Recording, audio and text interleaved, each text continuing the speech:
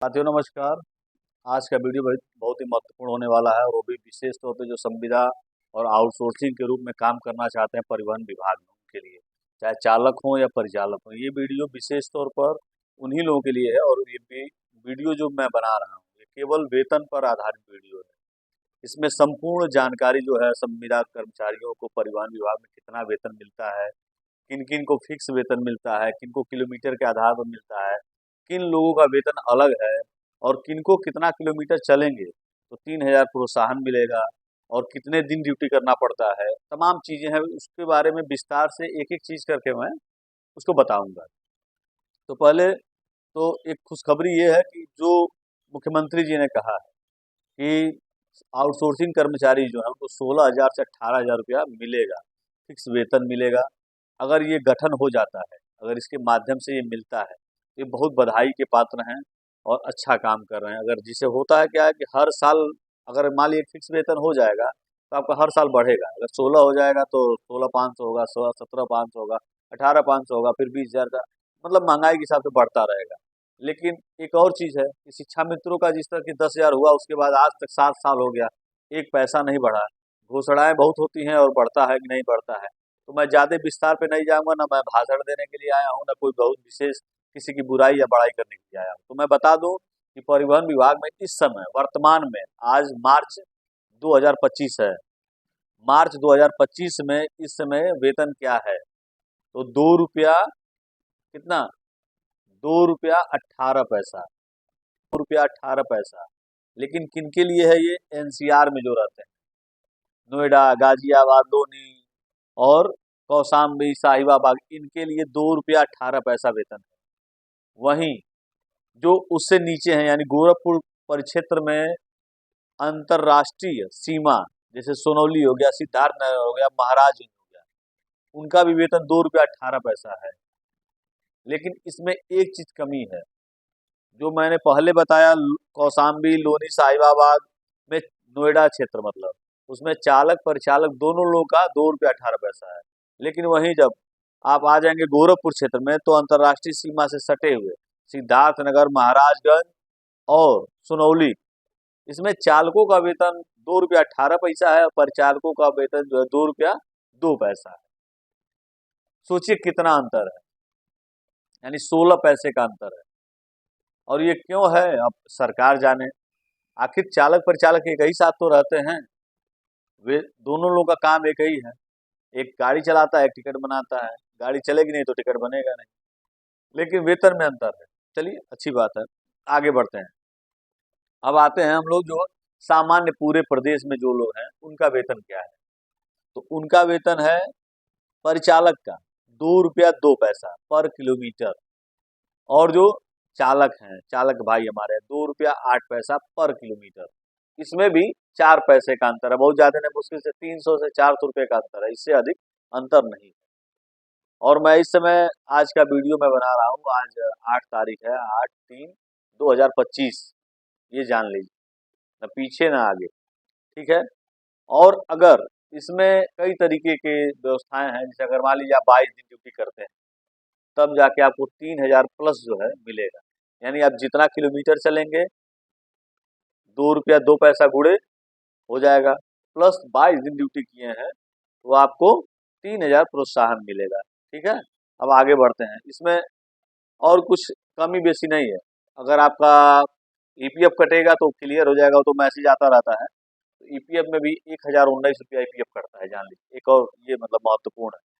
और परिवहन विभाग में इस समय 2 तरीके के लोग हैं, एक उत्कृष्ट श्रेणी, एक उत्तम श्रेणी। और जो सबसे खराब है मजदूर जो हमारे हैं, जो हम लोग हैं, बिना वेतन, फिक्स वेतन के, सामान्य साधारण मजदूर वाला, तो उनको 2 रुपया 2 पैसा मिलता है, ठीक है।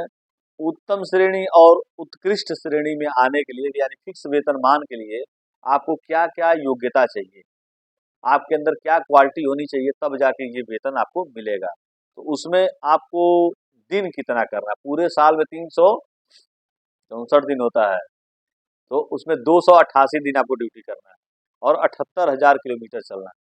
यानी कि 288 दिन 78,000 किलोमीटर चलेंगे तब जाके आप फिक्स वेतन मान में आ जाएंगे, यानी उत्तम श्रेणी उत्कृष्ट श्रेणी में आप आ जाएंगे। उत्तम श्रेणी और उत्कृष्ट श्रेणी में अंतर है। एक मतलब इस समय फिलहाल 17,475 रुपया है, और जो उत्तम वाला है मतलब ज्यादा बढ़िया 20,475 रुपया है। दोनों में थोड़ा सा अंतर ये है कि किलोमीटर कम हो जाएगा, यानी कि 60,000 किलोमीटर करना, 66,000 किलोमीटर करना रहेगा, तो आप उसमें आ जाएंगे और आपको, लेकिन दिन दोनों लोग का बराबर है, जबकि ये गलत है। कुछ दिन का भी छूट मिलना चाहिए। जब आप दिन किलोमीटर कम कर रहे हैं तो दिन का भी छूट मिलना चाहिए, क्योंकि बिना दिन छूट मिले वहां तक पहुंच पाना बड़ा मुश्किल है। ठीक है, तो ये हो गया। इसमें क्या क्या पारिश्रमिक लिखा हुआ है, तो 13,725 रुपया दोनों लोग को मिलेगा, उत्तम और उत्कृष्ट दोनों लोग को 13,725 रुपया मिलेगा। अब अंतर कहाँ होगा, जब प्रोत्साहन आता है तो प्रोत्साहन में एक आदमी को 4,000 मिलेगा और एक आदमी को 7,000 मिलेगा। अंतर यहाँ आ गया, 3,000 का जो अंतर आ रहा है। ठीक है, यानी 20,000 और 17,000 में जो 3,000 का अंतर आ रहा है वो यही है। और ये टोटल हो जाएगा, जैसे अगर उत्तम श्रेणी और किस श्रेणी में, अगर पहले श्रेणी में आप हैं तो आपका वेतनमान, अगर परिचालक है तो 17,475, और चालक है तो 17,726 रुपया है। कितना अंतर, 400 का अंतर है। और वहीं जब इसमें आप आ जाएंगे दूसरे वाले में, तो इसमें आपका 20,726, और इसमें है 20,475 रुपया। आप समझ गए। इसमें एक और चीज है कि जब उत्तम उत्कृष्ट श्रेणी में अंतर क्या है, 22 दिन ड्यूटी करना है, 5,000 किलोमीटर चलेंगे तो आप 17,475 रुपया पाएंगे।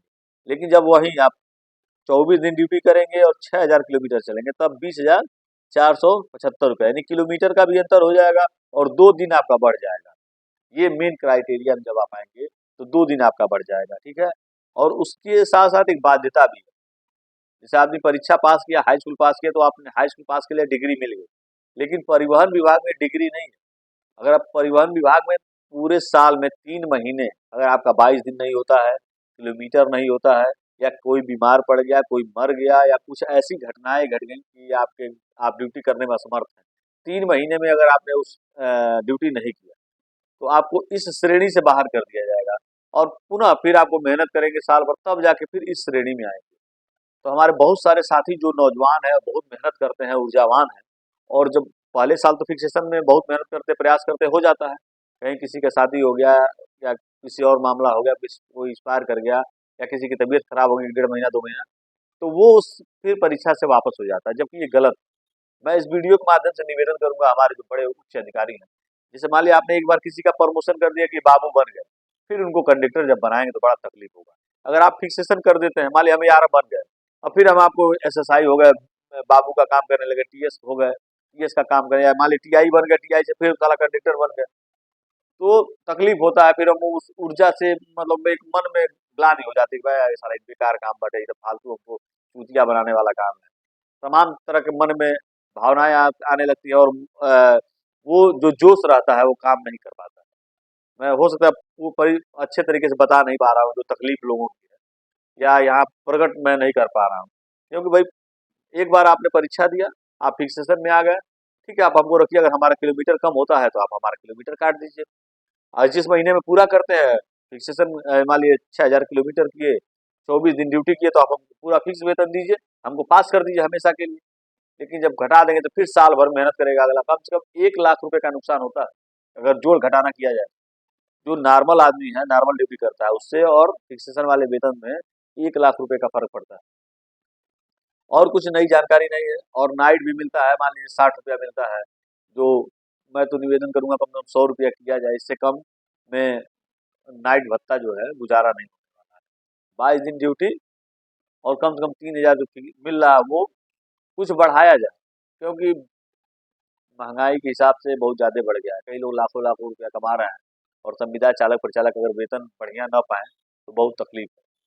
आजकल आप देखे होंगे 2-3 चीज अभी मैं देखिए इसमें बताना भूल गया, कि जो कंडक्टर 4 साल पुराने हैं उन्हीं का फिक्सेशन होता है, ये भी जान लीजिए। जो नए आएंगे उनका फिक्सेशन नहीं होगा, जो 4 साल पुराने हैं उनका होगा। और इसमें एक और छूट देखिए, ये चालकों परिचालकों में मतभेद, मतलब 36 का आंकड़ा लगाया गया, आप फूट डालो राजनीति की जो नीति है, अंग्रेजों वाला जो काला कानून लगाकर सिस्टम देखिए कैसे यहाँ सेट करते हैं। चालक जो है 2 साल मेहनत करेगा, लगातार ड्यूटी करेगा तो फिक्सेशन में आ जाएगा। लेकिन वही परिचालक 4 साल जब करेगा तब फिक्सेशन में आएगा, क्योंकि चालक है ये नहीं है, चालक को ढूंढना पड़ता है प्यार से, मोहब्बत से। हर ये ऑफर भी, इसलिए इनका वेतन भी बढ़ा है। अरे भाई, हमारे जो पुराने चालक हैं 2001 तक के, उनको नियमित कर दीजिए। 2010 तक के जो है चालक, उनको नियमित करिए। 2018 में जो आए उनको नियमित करिए। जब आप नियमित करेंगे तो चालकों की संख्या अपने आप भरपूर हो जाएगी। और कंडक्टर तो ठीक है, अपना भाई काम कर ले रहा है, दाएं बाएं करके काम चला लेता है, लेकिन चालक कहीं ना कहीं छोड़ के आते हैं। कोई टैक्सी चला के आता है, कोई ट्रक चला के आ रहा है, कोई टेम्पू चला के आ रहा है, तो वो ऑलरेडी उतना पैसा पा रहा है। जब यहाँ 20,000 15,000, उसके लिए कोई बहुत बड़ी बात नहीं है। हमारे साथ जो ड्यूटी करते हैं चालक, वो 30,000 रुपया कमाते हैं, यानी एक दिन में 1,000 रुपया उनका तनख्वाह है। तो मैंने उनसे कई बार कहा कि भाई क्यों नहीं रोडवेज में भर्ती हो? अरे भैया क्या करेंगे, 15,000 रुपया कमाने जाएंगे, ऑलरेडी मैं 30,000 रुपया कमा रहा हूँ। तो सेम कहानी है जो शताब्दी पे चलते हैं। तो जब वेतन जहाँ मिलेगा वहाँ मन लगेगा, जहाँ वेतन नहीं मिलेगा वहाँ मन नहीं लगेगा। तो हमारे बहुत सारे साथी हैं, मैं निवेदन करूंगा इस वीडियो को मुख्यमंत्री, परिवहन मंत्री और बड़े उच्च अधिकारियों तक पहुंचाइएगा। उनसे निवेदन, हाथ जोड़ कर निवेदन है कि जो हमारे संविदा के कर्मचारी है, चालक हो, परिचालक हो, उनका वेतनमान बहुत कम है, कृपया बढ़ाने की कृपा करें। अगर आप बढ़ा देंगे तो हमारे बच्चे परिवार के लोग दुआ करेंगे। और बहुत बहुत शुभकामनाएं आप सभी लोग को होली की। होली के पहले अगर मैं और वीडियो डालता हूँ तो अच्छी बात है, नहीं डाल पाता हूँ तो बड़ी बात है, क्योंकि इनामी योजना आज से शुरू हो गई है। आज 18 तारीख है, 18 तारीख से लेके 8 तारीख से लेके 18 तारीख तक योजना है। अब ये पूरा डिटेल में उसके लिए अलग से बनाना पड़ेगा। मैं यहाँ एक डाल दे रहा हूँ, आप देख लीजिएगा कि किसको 33,000 3300 मिलेगा, किसी को 2900 मिलेगा, किसी को क्या मिलेगा, सारी जानकारी अगले नेक्स्ट वीडियो में।